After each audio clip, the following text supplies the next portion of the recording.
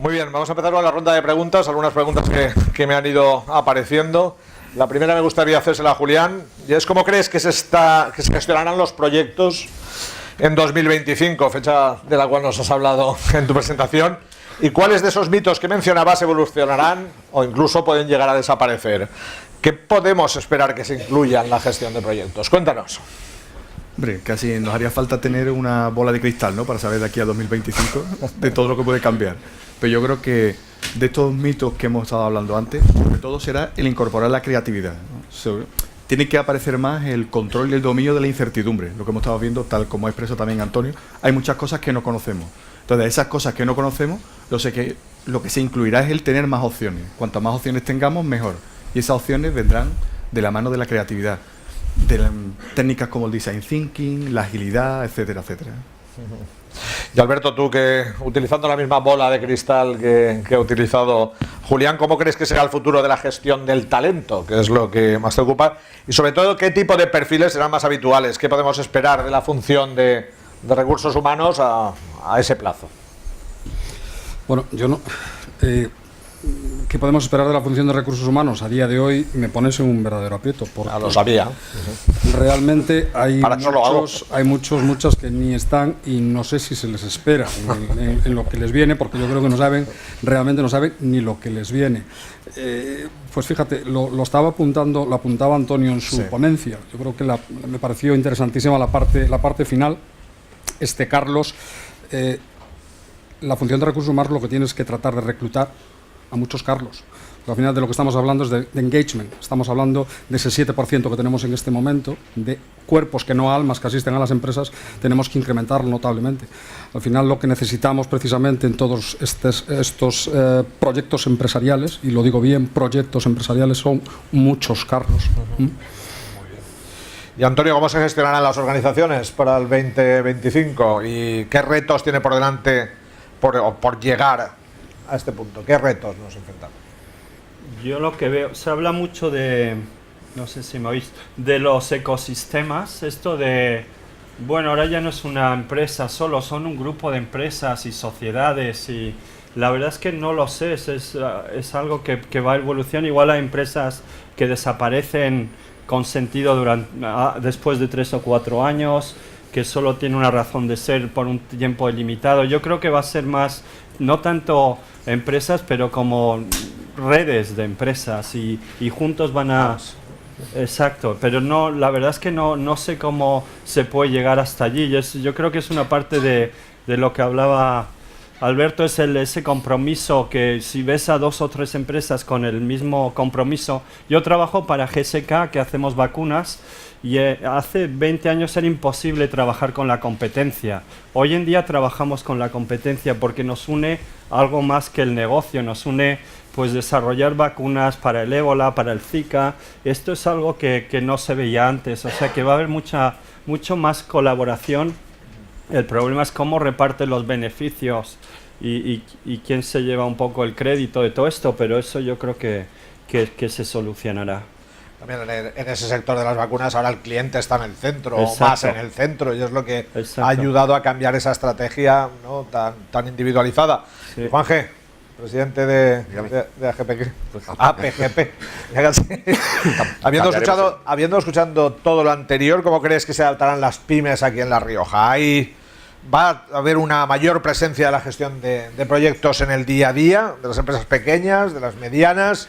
Sobre todo, ¿de qué manera pueden asumir el reto que se nos presenta? Pues hombre, yo creo que es inevitable, ¿no? Yo creo que todo lo que hemos oído esta mañana aquí y ayer en los talleres nos lleva a esa reflexión. Es decir, que no creo que hemos oído nombres de grandes empresas, Bridgestone, Google, da igual.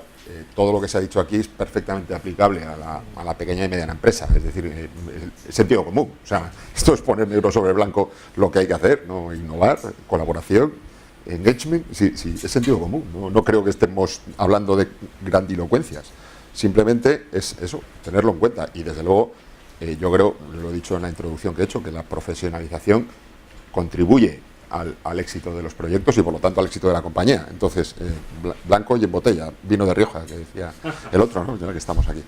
Creo que es inevitable esa transformación y esa implicación en la gestión para el proyecto. Y ese cambio también que comentaba de dejar de vender productos a generar soluciones, ¿no? Absolutamente. Que va a hacer es a gestionar por proyectos y también va a... Porque te vincula, te hace vincularte al cliente. Entonces, si estamos poniendo al cliente en el centro, esa vinculación evidentemente es superior a través del proyecto. Implicas al cliente en tu proyecto. El cliente es parte de él, ¿no? Entonces, yo creo que imprescindible esa... Sí. Bueno, me traen más preguntas que habéis hecho. Vamos a empezar por una que nos sorprende, aunque era evidente. ¿No hay mujeres que puedan hablar del tema? Sí. Muy bien. Yo no sé quién se lo preguntará. creo que era para mí esa. Nos gustaría, ¿verdad? Claro, es decir, que evidentemente es algo, lo ha dicho creo que Alberto en una de sus transparencias, lamentablemente es la realidad. Es decir, el mayor número de directivos son hombres. Yo aquí no puedo hacer. El mayor número de ingenieros son hombres. Es decir, ya hay pocos ingenieros, pero los pocos que hay son hombres. Las mujeres, en mi casa es una excepción.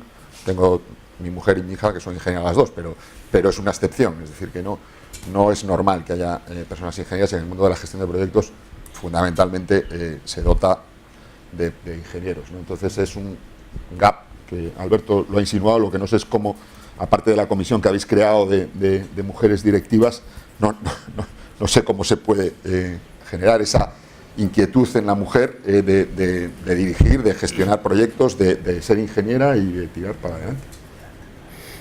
Sí, bueno, al final yo haría un pequeño matiz. No es que no haya mujeres. No, no he dicho que no haya mujeres. Quizás deberíamos de pensar que no quieran y por qué no quieren. Sí. Entonces yo creo que... ¿Cómo creamos ese...? Creo que las organizaciones, las empresas, la pequeña y mediana empresa en general, lo que son agrupaciones de personas, tenemos que, de alguna manera, facilitar, crear políticas adecuadas para una realidad, para una triste realidad, porque al final los datos son los que son, ¿no?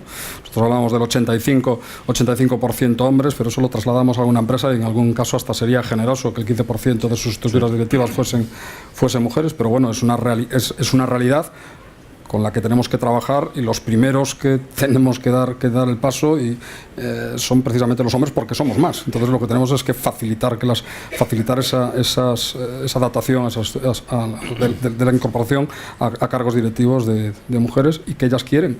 Que en muchos casos hay de todo, evidentemente, pero hay muchos casos pues, que han preferido renunciar a responsabilidades directivas por motivos variopintos, ¿no? Entre otros temas familiares y demás, pero sí es cierto que yo creo que a día de hoy es relativamente sencillo crear un entorno, crear un hábitat para todas las condiciones y para toda la gente.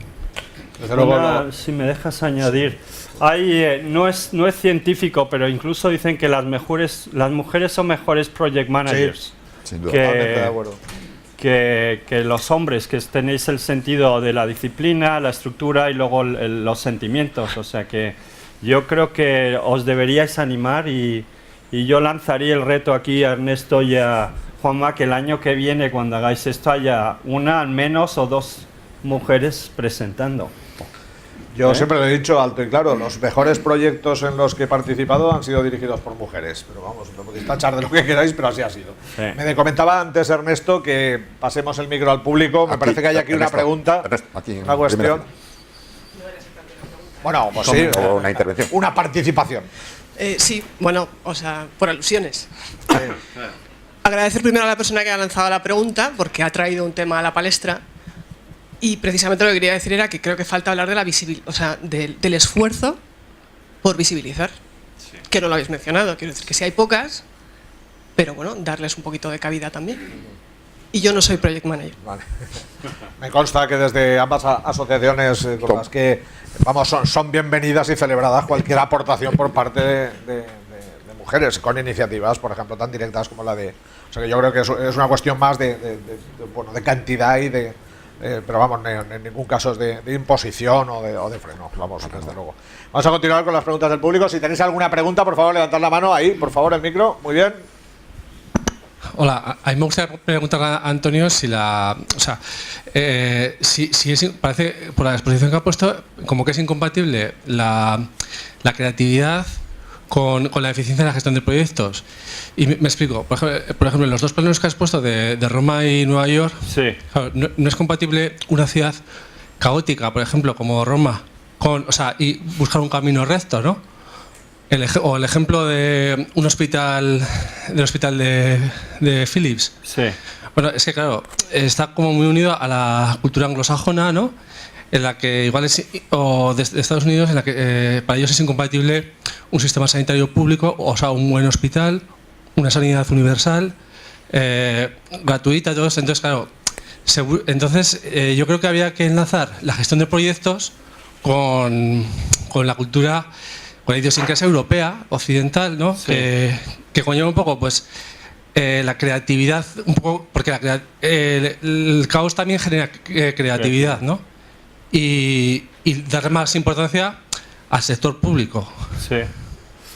Totalmente de acuerdo. Mis ejemplos son un poco drásticos para que penséis, pero casi siempre la solución está en algo intermedio, o sea que estoy totalmente de acuerdo y yo creo, yo soy un fan del sector público.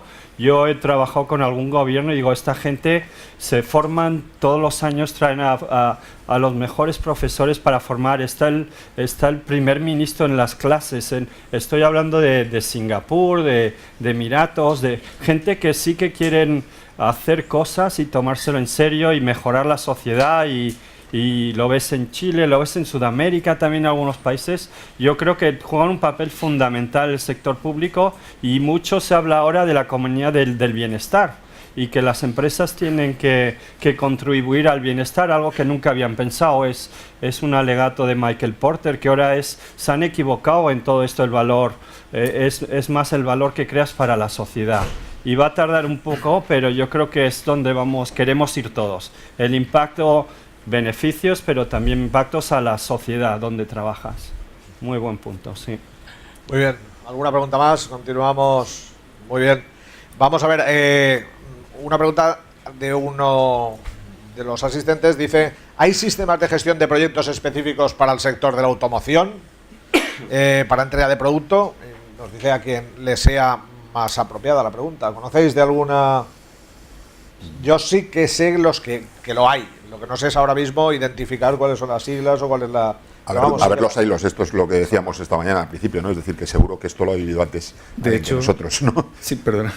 Que de hecho lo que ahora está en boga de la agilidad se basa en un sistema de manufactura de coches, ¿no? Que es el Lean Manufacturing. Y hoy en día ya a través del Kanban y de muchas Scrum y muchos diversos de agilidad, pero eso empezó con Toyota y en el desarrollo de automoción, con lo cual hay mucho.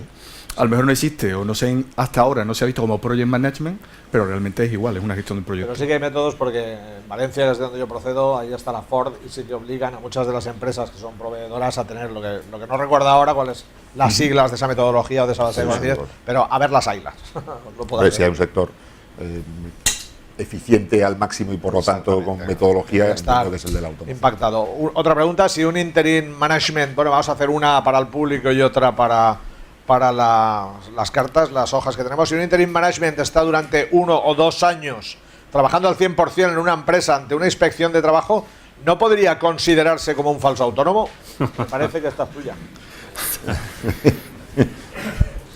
Supongo que la pregunta viene por el tema de autónomos dependientes, supongo que irá por ahí, no sé cuál es el enfoque que se le quiere dar. Vamos a ver, aquí hay dos partes, hay una parte contractual, evidentemente una relación entre un interim manager y una empresa, o la relación entre un interim manager, un provider y una empresa, al final tiene que estar perfectamente descrito en un contrato donde tiene que haber una autonomía, una sustantividad para incorporar una serie de medios, etcétera, etcétera.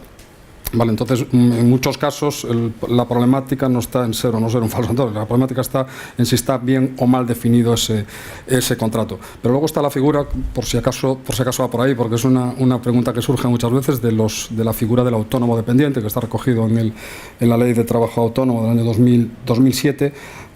No tiene nada que ver, no aplica, porque esto es una figura que se creó, aparte que ha creado mucha controversia.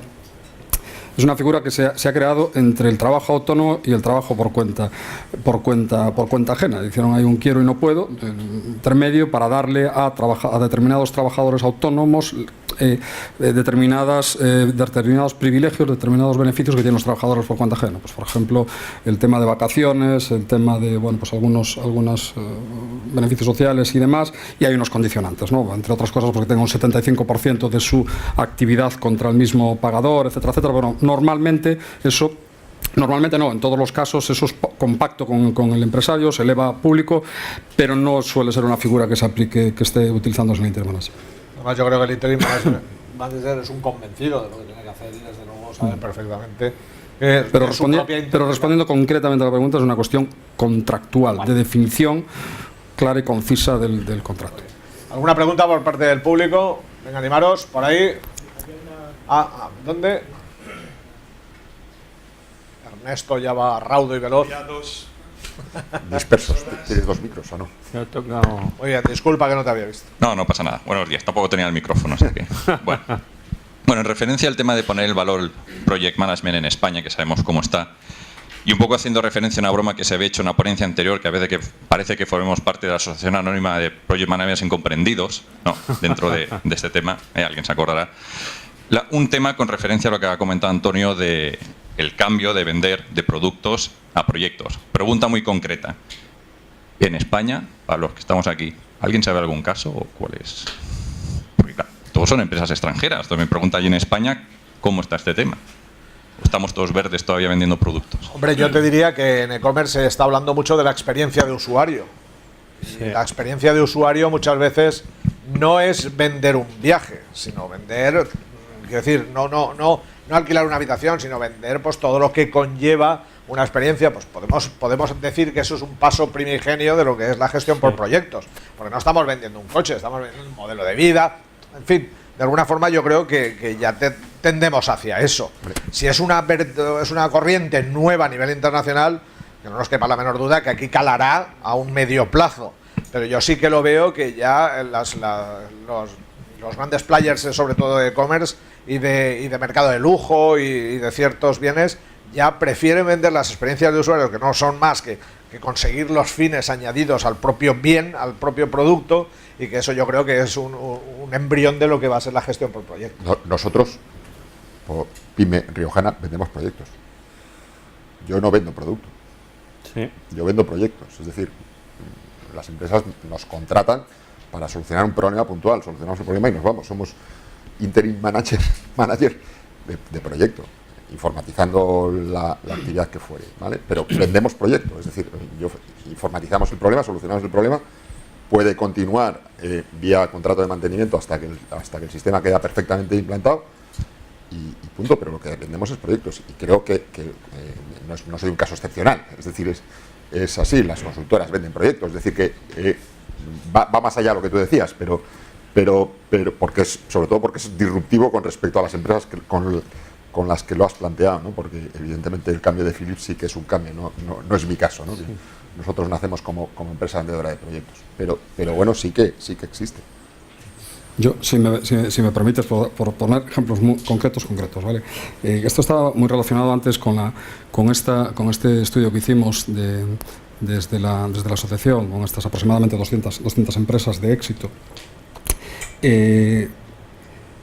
Cuando hablábamos del micromarketing, del marketing one-to-one, está implícito este concepto que ponía en valor Antonio. Al final tienes un cliente con una necesidad concreta y lo que tratas es de...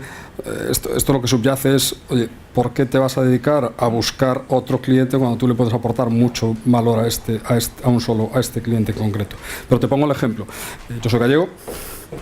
Supongo que conoceréis una empresa, no sé si es muy conocida, una empresa bastante modesta en Galicia que se llama Inditex. No suena, ¿no?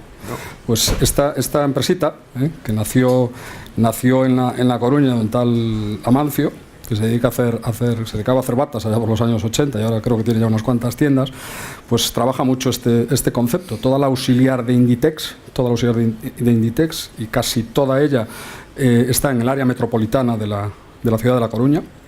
Hoy por hoy te puedo decir que la ciudad de La Coruña vive por, o sea, creo que vive por y para Inditex, después de otros motivos bancarios que no nos queremos acordar nadie. Todas estas empresas trabajan por proyectos. Todas estas empresas en este momento son los contracts. Lo que les están dando es, oye, tengo una apertura en la Quinta Avenida de Nueva York y quiero abrir el día 5 de diciembre. Toma, yo quiero abrir. Házmelo todo. O sea, todas las empresas, estamos hablando de grandes corporaciones, o muchos de ellos son clientes míos, y estamos hablando de que hacen absolutamente todo. Y nos están pidiendo en este momento, directores de proyectos. O sea, gente que coja y que, bueno, pues un poco la horizontalidad de las estructuras que antes comentaba Antonio. Esto está siendo una realidad, pero evidentemente hay una cabeza tractora en este caso, ¿no? Que es una gran corporación como puede ser el Grupo Inditex. Muy bien, había pregunta por ahí. ¿Todavía? Bueno, mi pregunta también está relacionada con lo de vender proyectos. ¿Vosotros creéis que los pequeños clientes de las pequeñas empresas, de verdad, ellos están más acostumbrados a demandar productos? Pues compran un equipo para su empresa o nosotros compramos equipos para nuestras casas. ¿Van a empezar a demandar de verdad proyectos o ese cambio va a llevar más tiempo? Bueno, yo si quieres te comento que para mí es un concepto que se utiliza en algún sector, se utiliza a menor escala, pero el concepto que presento no lo había visto yo. Yo como comprador nunca he pensado ir a Nike y que me compre un maratón. O sea que yo creo que va a llevar tiempo, si se va en ese sentido, a que la gente, tú como comprador, vayas y yo quiero comprar un proyecto, quiero desde hoy hasta tal día pues trabajar juntos, tú me ayudas, me provees. Me imagino que eso lo haces si te compras un chalet, pero si no, pues ir a una tienda como Mercadona o yo qué sé, eso todavía no he visto cómo puede implicarse, pero yo os lanzo las ideas y lo que estoy viendo, igual es una idea de negocio que alguno veis y lo transformáis en algo bastante potente. Eso sería lo ideal, que venga el año que viene y dice, yo voy a presentar de esto. Son ideas y algunas funcionarán, otras no. Es para que penséis. Yo sí que he visto bastantes empresas que lo que intentan es dar soluciones, ¿no? Entonces, Sí. En vez de, por ejemplo, hay algunas startups que han tenido bastante éxito, que en vez de vender comida, lo que hacen es solucionarte todas tus necesidades de alimentación durante toda la semana en tu casa y ahorrarte el tiempo. O sea, ganas tiempo, te venden tiempo. Sí. Entonces, entre ir a comprar algo y que te solucionen un problema puntual, pues a lo mejor estamos hablando de que todavía no nos han vendido proyectos, como bien decía Antonio, pero el día que empiecen a venderlos, los vamos a comprar. ¿Por qué? Porque nos van a hacer, nos van a dar solución a muchas cosas que ahora tenemos que asumir únicamente comprando ese producto. Exacto. ¿Entendéis? O sea, nos están lo decía aportando. Alberto también, ¿no? Es decir, montame la tienda en Nueva York, ¿no? Exactamente. Yo creo que eso a alto nivel sí que se está haciendo. En Valencia tenemos Mercadona, que también es muy fan de todo lo que es cuestión de proyectos y está trabajando a un nivel parecido, pero eso al final va calando porque realmente atiende las necesidades de la gente, que hoy en día lo que compramos muchas veces es tiempo, es no invertir el tiempo en otras cosas. Sí. Contra más nos solucionen, muchísimo mejor. ¿Entendéis? Ya tenemos ejemplos incluso de empresas a nivel nacional que no te venden garrafas de agua, sino te venden el servicio que a ti nunca te falte el agua en tu casa y están pendientes de darte ese tipo de soluciones. Pues de alguna forma es... De hecho, el ejemplo que has puesto, Javier, de Mercadona, creo que es interesante porque no es a lo mejor aterrizado lo que tú estabas diciendo, Antonio, pero creo que va en esa línea. Si habéis visto últimamente, en el último año más o menos, Mercadona ha cambiado toda la pescadería, ha puesto pescadería de fresco. En Andalucía, por ejemplo, ha llegado a un acuerdo con muchos barcos que todo lo que pesquen en el día se lo venden a Mercadona y lo distribuyen. Y he visto aquí, ayer pude ver en Logroño, que lo mismo que yo compro en Sevilla lo puedo encontrar aquí. Eso que te están haciendo, están vendiendo, según el estudio que hicieron, es dieta saludable, que es pescado fresco. Tú entras y ya buscas, además de esos productos, te están vendiendo unos productos especiales que son saludables, para que tú entres y tengan este proyecto de vida saludable, entras en un centro de Mercadona y lo tienes completo. No es todavía ese... Pero yo creo que la tendencia que vamos, porque tenemos personal shopper, tenemos un trainer dentro del gimnasio, tenemos una aplicación en el teléfono o en el reloj que nos recuerda que tenemos que beber agua, que nos tiene que decir, no, levántate 5 minutos para andar. Parece que la tendencia va hacia eso, ¿no? A que nos organicen la vida y que ganemos tiempo. Exacto, que nos den soluciones y que ganemos tiempo. Muy bien. Otra pregunta de los hojitas. ¿Cómo medir el riesgo de un proyecto de modo tangible? Esta tiene un nombre, Julián Gómez. Qué bien. Bueno, realmente es complicado decir de forma tangible. O sea, es complicado porque la medición de los riesgos en general siempre es subjetiva. Siempre depende de la persona que lo haga. Y podemos tener un valor tangible, 7, pero ese 7 lo he calculado yo. Y a lo mejor Antonio lo calcula y para él es 5.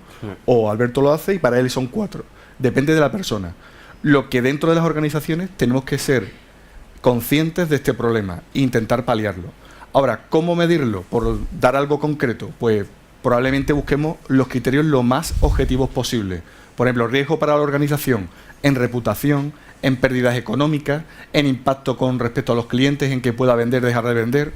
O sea, podemos tener muchos criterios. Al final dependerá de nuestro proyecto y de lo que estemos intentando hacer. ¿Alguna pregunta por parte del público? ¿Cuáles son los sectores que más demandan directivos de proyectos? Te toca. Bueno. Sí, a ver, en este momento y como, o sea, ya como empresario y conversando con otros compañeros, etcétera, pues todos aquellos sectores que están como mucho más desarrollados en este tipo de metodologías. Léase, por ejemplo, automoción, ¿vale? Léase, por ejemplo, sector naval, ¿vale? Sectores industriales, aeroespacial, sin ir más lejos. Esta semana pasada estuve con un importante grupo empresarial que tiene 6 plantas en España, que fabrica componentes para Airbus, que están pues tratando de implantar una metodología de gestión de proyectos, ¿vale? Todo al final, todo aquel vosotros pensad, todo aquel que entrega una parte, ¿vale? Una pieza, una parte del producto que posteriormente se tiene que procesar, eso es carne de directores de proyectos. Y si me lo permites, yo antes os decía al principio que soy de Ourense y concretamente de la zona del Ribeiro. De hecho, mi familia tiene una bodega y en una tierra vitivinícola con esto pues será lo mismo. O sea, al final piensen que la uva, en el momento que alcanza un determinado grado, tenemos menos de 48 horas para sacarlas de las cepas, meterlas en unas cajas, llevarla a la bodega, despalillarla, etcétera, etcétera. Esto es que somos project managers, lo llevamos en el ADN, ¿no? Yo creo que aquí en La Rioja es un sitio para hablar de esto. ¿Alguna pregunta?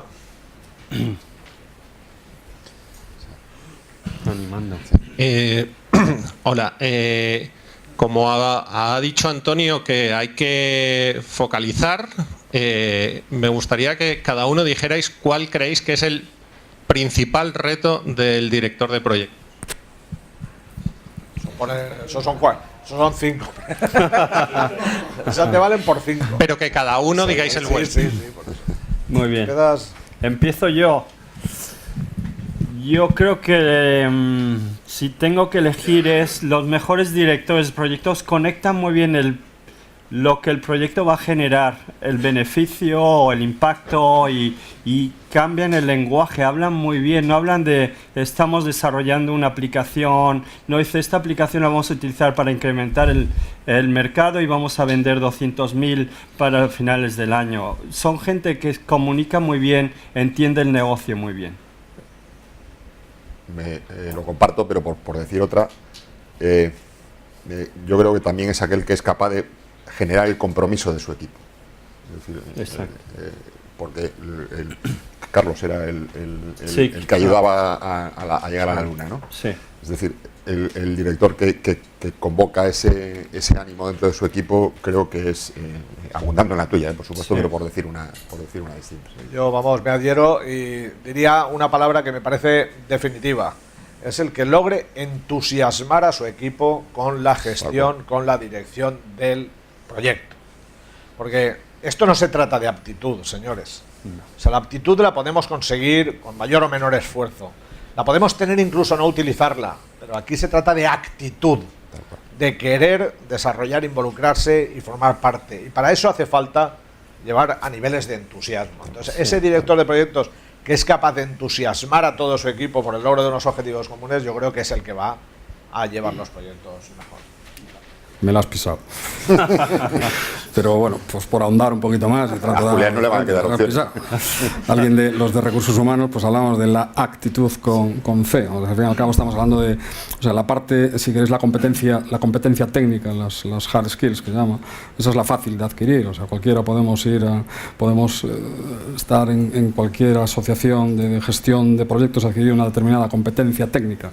La difícil es la otra, la competencia blanda, ¿vale? El soft skill es la actitud de querer trabajar y de poder trabajar por proyectos. La misma aplicación tendría los interim managers, ¿no? Es una cuestión de fe, es una cuestión de competencia blanda, efectivamente. Yo no voy a hacer copión, yo lo tenía pensado de antes, pero claro, al final todos hablamos de lo mismo, pero yo utilizaría la palabra que está por encima de todas, que recoge todo lo que habéis dicho. Las personas. O sea, lo importante, el reto principal de dirección de proyecto es: hay que gestionar los interesados, hay que gestionar el equipo, hay que gestionarse uno mismo, las relaciones con el resto, sobre todo en las personas. Cuando llegan los robots y nos suplanten, eso no hay problema, pero seguirán quedando personas con las que hay que motivarlas, tú tienes que tener motivación si tienes con un día malo. Y quería poner una anécdota muy cortita, que decían, es que no recuerdo exactamente quién fue el autor donde lo leí, que decía que había un día que tuvo que quedarse malo y el proyecto iba mal y estaban trabajando los fines de semana. Entonces él se fue a casa, trabajó de casa como pudo, al día siguiente, el lunes por la mañana, trabajando con fiebre tal, y llegó la directora, en este caso era una directora de proyectos, con un tazón de sopa y se lo dio, se lo puso. Y él dijo, ¿y esto qué es? Dice, esto es dirección de proyectos. Entonces, un poco el resumen, hay que cuidar de la gente para que luego la gente sea capaz de hacer lo que necesitamos. Muy bien. Ahí tenemos... Hola. Buenas, para Antonio también, porque me ha chocado bastante el tema de la dicotomía que estamos hablando entre el vender el producto y vender el proyecto. No sé si os acordáis, hace muchos años ya el célebre Risto Mejide hablaba de... hizo popular aquello de eres un producto, te puedes vender, ¿no? A los que iban a Operación Triunfo y cantaban un programa. Sí. Yo, la reflexión que vengo haciendo, escuchándoos es, ¿no será que lo que está pasando es que lo que ocurre es que estamos convirtiendo, o las empresas están convirtiendo a los proyectos en un producto, que es un poco diferente a lo que venimos hablando? Es decir, que es el proyecto lo que quieren vender efectivamente, y por lo tanto lo que históricamente se han vendido, que son los productos, nos podemos fijar en cómo ha sido el marketing de los productos clásicos para vender el proyecto. No sé si las compañías están diciendo, tenéis que vender el proyecto, tenéis que fijaros en cómo se han vendido las cosas para vender el proyecto. Buena reflexión. Sí, yo creo que... Y para ti, Juan G, es eso. Sí, yo creo que sí, que puedes utilizar las técnicas para vender productos, para vender proyectos y venderlos como productos. Al final es crear algo, crear una ilusión, crear una solución, y no solo crearla, pero implantarla y seguirla. O sea que vas más allá que solamente una intervención, pero es algo más a largo plazo, con un fin. Al final se tiene que terminar, si no, no sería un proyecto. Pero sí, evidentemente no pues tiene que ser así. Muy bien, ¿alguna pregunta por parte del público? Sí. Tenemos, si el mundo está cambiando, ¿no tendría que evolucionar la gestión de proyectos y hacia dónde? Qué buena pregunta, gracias. ¿Hacia dónde? Buena pregunta. Hombre, yo creo que evidentemente el cambio tiene que ser hacia la agilidad, ¿no? Es decir, ya que tengo a César aquí frontal, me ha venido a la cabeza el tema de la agilidad. La gestión de proyectos tiene que imbuirse, y creo que el PMI así lo recoge ya, de hecho, en esta sexta edición, del tema de la agilidad dentro de los proyectos, ¿no? Porque está claro que el time to market cada vez es más pequeño, tenemos que llegar mucho antes al mercado, tenemos que buscar mucho antes el feedback del cliente. El cliente, la persona para quien estamos haciendo el proyecto, está en el centro, y por lo tanto el cliente tiene que estar en el proyecto, y la única no, pero posiblemente la mejor forma que está inventado hoy en día posiblemente sea el tema de la agilidad, ¿no? Es decir, hacia ahí, más, pues sí, también el PMI lo recoge, el Project Manager tiene que ser cada vez más gestor, tiene que estar cada vez, compartir más la estrategia de la compañía, va alineado con el interim management, porque si no hay estrategia, si no hay rumbo, no vale de nada, con lo cual el proyecto tiene que estar completamente alineado con eso. Entonces yo creo que son las líneas, vamos, joder, es que esa pregunta no la debería haber respondido Antonio, que sabe mucho más que yo de esto, pero vamos, yo creo que un poco es el camino, ¿no? Y aparte ha salido ahora una nueva versión del PMBOK, por la 6, o sea, claro que va evolucionando, ya va por su versión 6 y va adaptándose, igual que otros marcos. La agilidad también ha tenido versiones y yo creo que sí, que al final se van adaptando, porque las propias metodologías hacen lecciones aprendidas de ellas mismas. Eso es lo que permite enriquecerse y con los nuevos paradigmas pues ir incorporándolos dentro de cada uno de los marcos. Yo simplemente por hacer una anotación, una aportación al tema. Yo creo que la gran problemática de esto, yo personalmente lo vivimos en la asociación, nos llama un montón de gente, nos comenta, nos dice, nos cuenta sus experiencias vitales.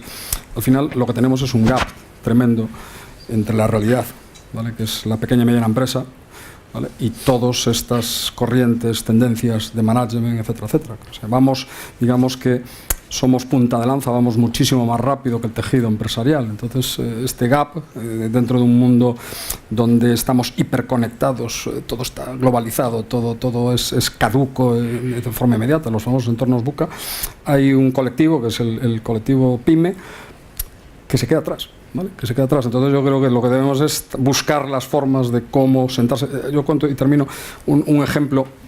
Lo comentaba ayer en la cena, yo no sé con lo que estaba hablando, pues alguien, una persona muy reconocida a nivel nacional aquí en España, que supongo muchos de vosotros conoceréis, Manuel Castro, fue representante del Instituto Goldratt aquí en España y habla de cadena crítica, ¿no? Entonces un día cuando me estaba contando, es un tío muy campechano, es gallego, y el tío me decía, mira, yo todo esto, yo o me siento con el empresario, me dice, tú entras en mi página web y dices, uy, estos deben de cobrar mucho. Y me dice, yo me tengo que sentar con el empresario, con la empresaria y contarle realmente lo que vamos a hacer. Y en el momento que sabe realmente lo que vamos a hacer, compra. Entonces yo el mensaje que lanzo es, bajemos al junto del empresario, de la empresaria, y de verdad que tiene muchos problemas, y da igual que le llamemos project management, interim management, de todo eso hay que bajar y contárselo y lo van a entender. ¿Se está aprovechando la toma de decisiones en el campo de la gestión de proyectos en base a datos de Big Data? ¿O cómo está influyendo el Big Data en la gestión de proyectos? Es que el Big Data es un proyecto en sí mismo. Lo hablaba con Julián cuando veníamos para acá. Es decir, el Big Data, ¿para qué sirve el Big Data? Para todo, vale, pero pongo un ejemplo. Para todo. Sí. Bien, pero mi barbería, ¿no? Correcto. En mi barbería, ¿para qué sirve? ¿No? También es que ahora parece que son las palabras de moda, ¿no? Big Data. ¿Y qué es Big Data? No, para Project Management.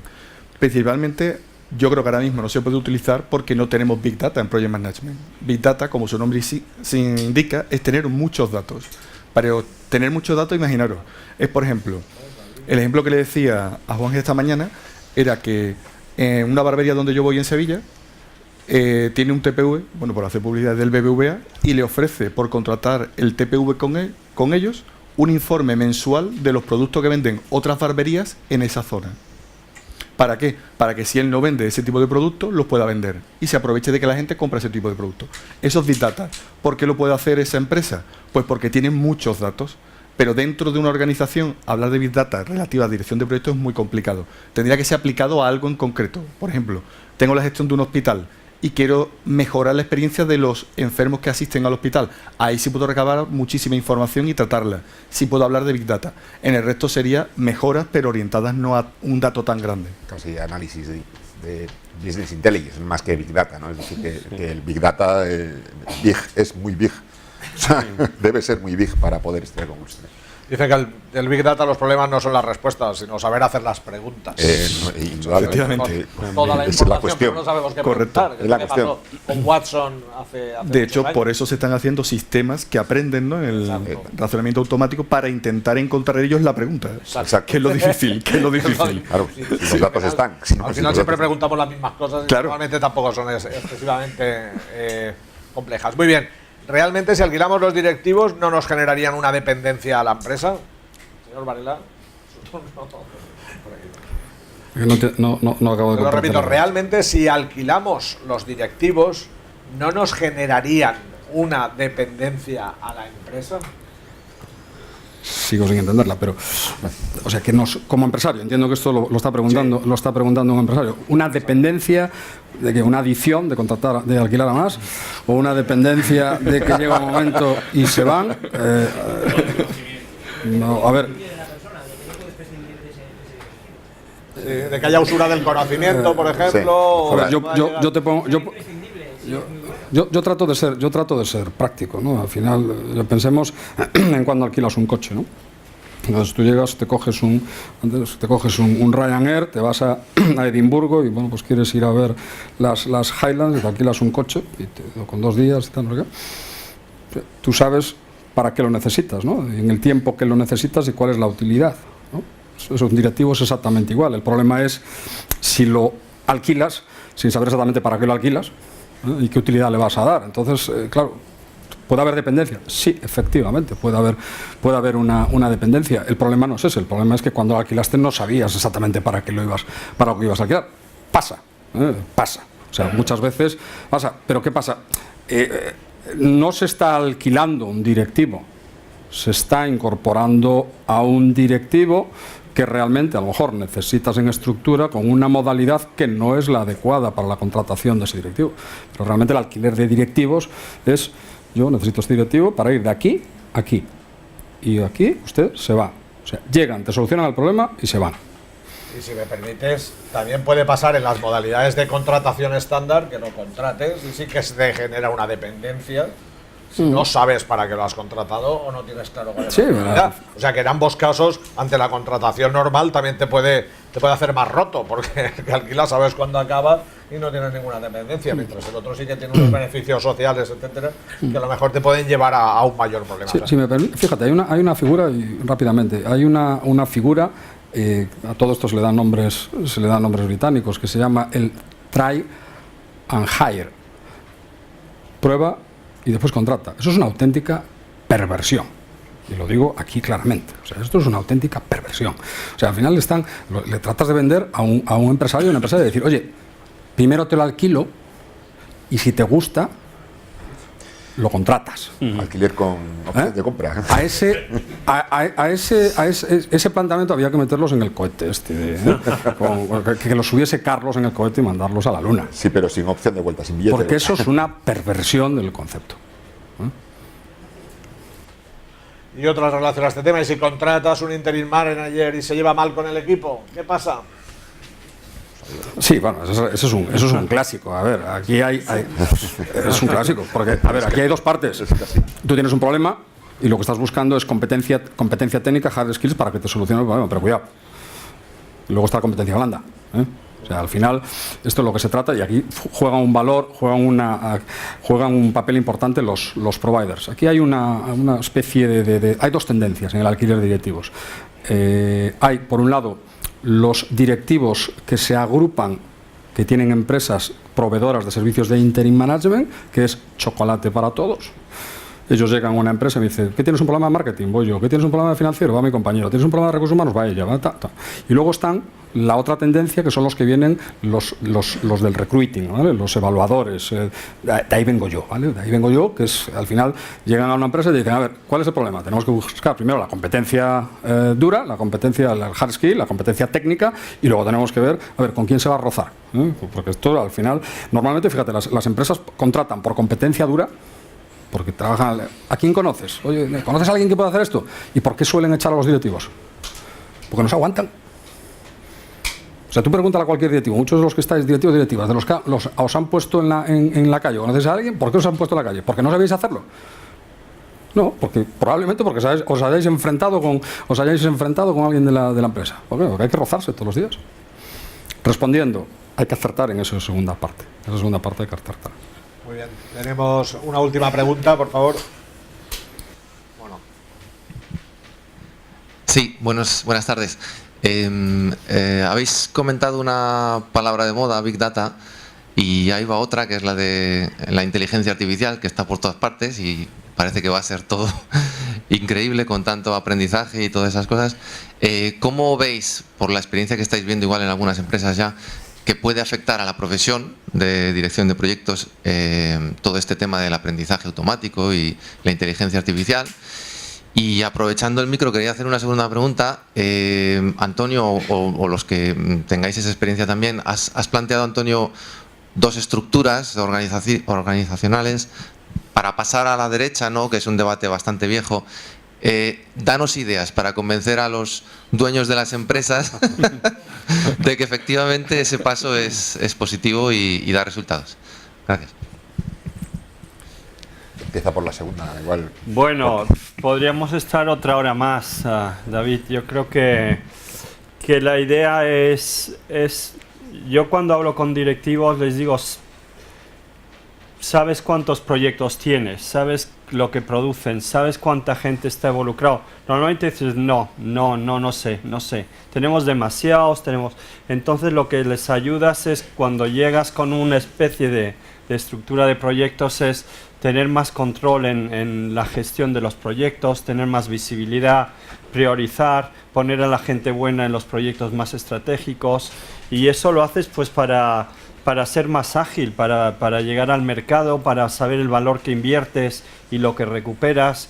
Es para cambiar un poco muchos problemas que se ven en empresas más grandes, no creo que en PMIs, es los silos, y tienen un problema enorme de trabajar en equipos, porque todos los incentivos también van por silo, y eso es algo que todo el mundo está intentando romper, y a través de la gestión de proyectos consigues dar más poder y más recursos a los proyectos estratégicos de transformación, de creación de valor, y yo creo que es un diálogo que tienes que hacer dependiendo de las prioridades, de las necesidades, de las experiencias que tengan, para que vean que les añades valor, que esto no lo haces por tener más trabajo, ¿no? Si vas a tener mejor trabajo.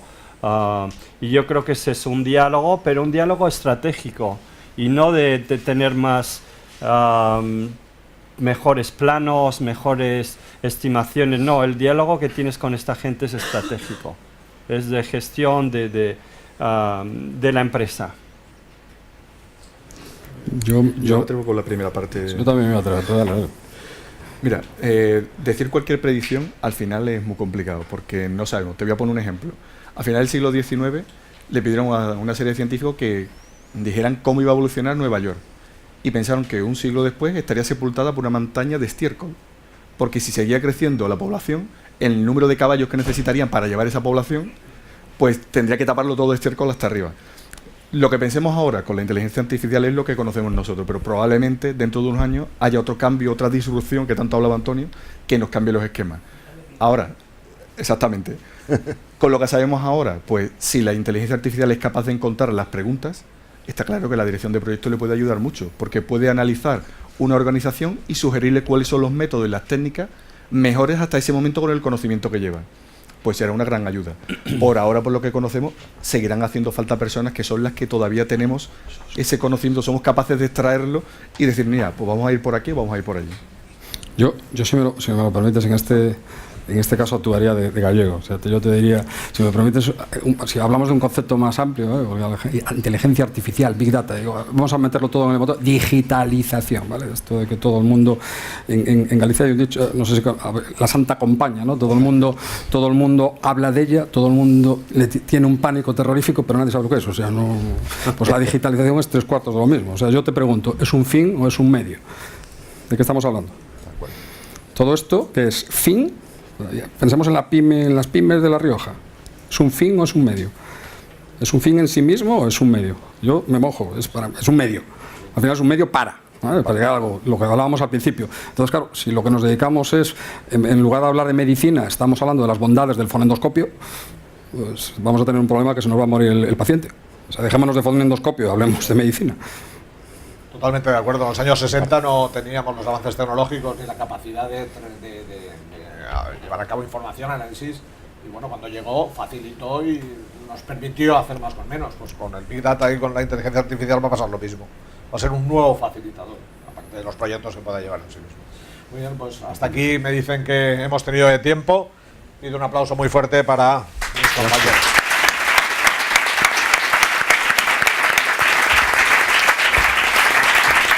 Bueno, sin más, muchas gracias a todos, gracias por haber aguantado aquí hasta el final, muchas gracias a los ponentes, a APGP, que sin duda nos han ayudado, han sido el alma mater con toda la ilusión del mundo para conseguir, que yo creo que unas jornadas con mucho éxito.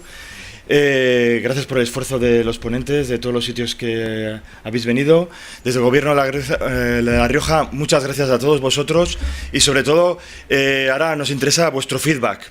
Os vamos a mandar una encuesta que recibiréis todos vosotros con todas vuestras sugerencias, vuestras opiniones, la valoración de estas jornadas, que todas siempre las tenemos muy en cuenta y sin más, pues nada. Que aproveche la comida y hasta la próxima. Gracias.